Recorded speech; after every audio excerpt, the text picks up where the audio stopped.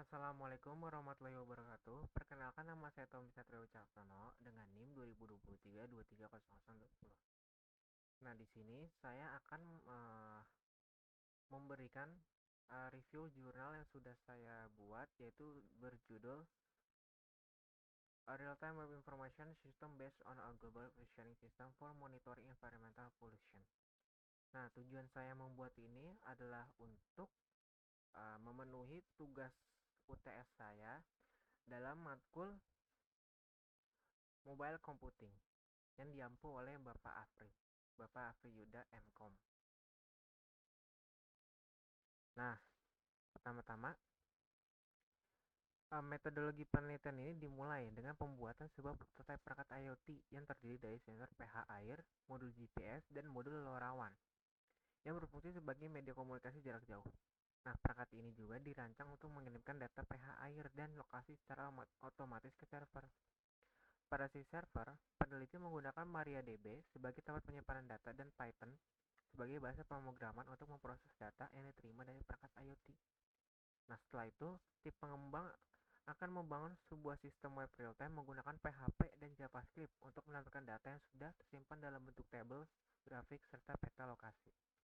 Setelah sistem selesai dibuat, dilakukan serangkaian pengujian untuk melihat akurasi GPS, kestabilan pengiriman data dari LoRaWAN, serta kemampuan web dalam menampilkan data secara real-time tanpa gangguan.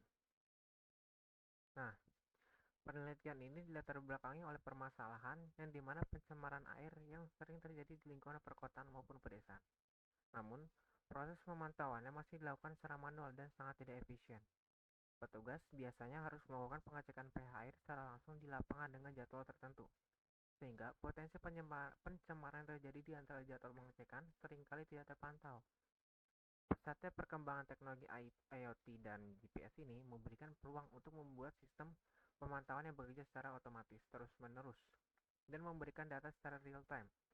Hal inilah yang mendorong peneliti mengembangkan sistem pemantauan berbasis website yang terhubung dengan sensor pH air, GPS, dan LoRaWAN, sehingga kondisi kualitas air dapat diketahui kapan saja dan langsung dari lokasi kejadian. Nah, penelitian ini melibatkan beberapa teknologi utama, yaitu GPS digunakan untuk menentukan posisi perangkat dan menghasilkan data koordinat berupa latitude dan longitude. Teknologi IoT berperan dalam menghubungkan sensor pH, GPS, dan modul LoRaWAN sehingga perangkat mampu mengirim data secara otomatis ke server tanpa interaksi manusia. Dan LoRaWAN sendiri adalah protokol komunikasi jarak jauh yang memungkinkan perangkat mengirim data dengan konsumsi daya sangat rendah, cocok untuk penggunaan jangka panjang. Pada si server, MariaDB digunakan sebagai penyimpan data, sedangkan Python menangani proses pengolahan data sebelum ditampilkan pada sistem web. Website yang dibangun dengan menggunakan PHP serta JavaScript yang memungkinkan tampilan real-time seperti grafik perubahan pH, data table, dan tampilan lokasi pada peta OpenStreetMap, Street View, maupun Satellite View. Nah, permasalahan risetnya yang ingin dipecahkan dalam penelitian ini adalah lambatnya proses pemantauan kualitas air apabila dilakukan secara manual dan tidak adanya mekanisme pemantauan yang real-time. Selain itu, tidak ada sistem yang dapat menggabungkan data kualitas air dan data lokasi GPS, sehingga sulit bagi petugas untuk mengetahui titik pencemaran yang terjadi. Di sisi teknisnya, pengiriman data melalui LoRaWAN seringkali mengalami error pada bagian uplink dan downlink, sehingga menyebabkan beberapa data hilang atau rusak. Sistem juga membutuhkan metode untuk mengolah data yang terus bertambah setiap detik agar dapat tetap ditampilkan secara real-time tanpa membebani servernya. Dan terakhir, perangkat IoT harus memiliki efisiensi daya yang baik agar bisa digunakan dalam jangka waktu panjang tanpa perlu penggantian baterai yang terlalu sering.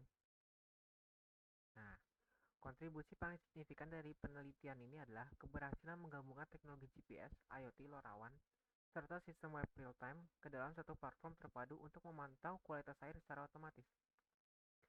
Sistem ini tidak hanya menampilkan data pH, tapi juga menampilkan lokasi pencemaran secara langsung pada peta, sehingga memudahkan petugas dalam menindaklanjuti masalah yang terjadi di lapangan. Pengujian ini juga menunjukkan bahwa sistem mampu menghasilkan akurasi GPS hingga 96%, sehingga posisi pencemaran dapat dipetakan dengan cukup tepat. Penelitian ini menjadi rujukan bagi pengembangan sistem pemantauan lingkungan yang lebih modern dan berbasis teknologi mutakhir. Nah, metode pemecahan masalahnya Dalam menyelesaikan permasalahan yang ada, peneliti merancang alur kerja sistem dari sensor hingga ke tampilan web. Sensor pH membaca tingkat kesamaan air dan GPS menentukan lokasi perangkat. Data dari kedua komponen tersebut kemudian dikirim melalui LoRaWAN menuju server. Setelah diterima server, data dimasukkan ke dalam MariaDB dan diproses dengan Python. Website yang dirancang kemudian menampilkan data tersebut secara real-time dalam bentuk grafik, peta, dan informasi detail lainnya. Untuk memberikan fleksibilitas kepada pengguna, sistem juga dilengkapi dengan fitur CRUD, Create, Read, Update, dan Delete, yang memungkinkan admin dapat mengatur data wilayah, titik ukur, dan lokasi GPS. Melalui metode ini, peneliti dapat memastikan bahwa seluruh data dapat disajikan secara akurat dan mudah diakses. Nah, evaluasi yang bisa diberikan menunjukkan bahwa sistem ini bekerja dengan baik dalam skenario lapangan. Data pH dan GPS dapat diterima oleh server dengan tingkat stabilitas yang tinggi, meskipun ada beberapa error kecil masih terjadi akibat gangguan pada transmisi LoRaWAN-nya. Website mampu menampilkan data secara real-time tanpa mengalami keterlambatan signifikan. Tampilan peta seperti OpenStreetMap, Street View, dan Satellite View terbukti sangat membantu dalam memberikan gambaran visual mengenai lokasi pencemaran. Secara keseluruhan, sistem memiliki performa yang cukup baik untuk digunakan dalam pemantauan lingkungan serta berkelanjutan. Nah, ide pengembangan risetnya, untuk kedepannya sistem ini masih bisa untuk dikembangi biar makin canggih dan gampang dipakai. Misalnya, bisa ditambahin teknologi AI atau machine learning supaya sistem bisa menebak kapan dan di mana pencemaran air mungkin bakal terjadi berdasarkan pola data sebelumnya. Perangkat IoT-nya juga bisa dibuat lebih hemat daya dan ngasih fitur mode tidur otomatis atau pengaturan penyimpanan data yang lebih irit. Jadi perangkatnya bisa hidup lebih lama tanpa sering-sering ganti baterai. Nah, selain itu juga bakal lebih praktis kalau sistem ini punya aplikasi mobile. Jadi orang-orang bisa ngecekin kondisi air langsung dari HP tanpa harus buka laptop. Kamera IoT juga bisa ditambah buat ngasih gambaran visual kondisi air secara real time. Dan dari sisi keamanannya, pengiriman data juga perlu diperkuat biar nggak gampang disadap. Dan yang terakhir, sistem ini bisa dibuat nyambung sama dashboard pemerintah supaya bisa dipakai untuk pemantauan lingkungan dalam skala besar dan lebih besar dan lebih resmi. Oke, jadi kesimpulan yang bisa saya berikan dari review jurnal yang sudah saya buat ini, mungkin secara keseluruhan, sistem pemantauan kualitas air ini yang dibuat di penelitian ini sudah bekerja dengan cukup baik. Malah menurut saya sangat baik. Karena sistemnya itu juga bisa ngasih informasi pH air dan lokasi GPS secara real time. Jadi kalau misalnya ada pencemaran atau apa, itu bisa langsung kelihatan tanpa kita harus nunggu pengecekan manual. Itu. Nah, akurasi GPS-nya juga bagus, sangat bagus. Jadi persentasenya sekitar 96%, itu sangat besar sekali. Walaupun ada beberapa sesekali masih ada error karena gangguan saat pengiriman data. Karena nggak semua sistem itu sempurna, pasti ada beberapa yang error. Sesempurna apapun pasti ada yang error. Nah, sistem ini juga udah cukup membantu buat ngeliat kondisi air secara cepat dan praktis. Tapi tentu saja masih ada beberapa hal yang masih bisa ditingkatin, masih bisa di-upgrade.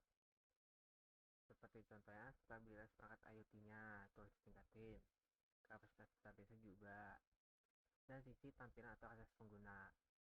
Nah, tampilannya dibuat lebih menarik dan lebih modern supaya bisa menarik atau memikat pengguna. Dengan pengembangan lebih lanjut, sistem ini juga berpotensi banget jadi alat pemantauan lingkungan yang lebih lengkap, modern, dan bisa dan mudah dipakai di berbagai situasi dalam kondisi apapun. Begitu menurut saya. Begitu kesimpulan yang bisa saya berikan pada review jurnal ini. Sekian penjelasan dari saya. Jika sekiranya ada kata-kata saya yang kurang dimengerti, mohon dimaafkan. Dan terima kasih karena sudah mendengarkan video saya atau menonton video saya. Terima kasih banyak.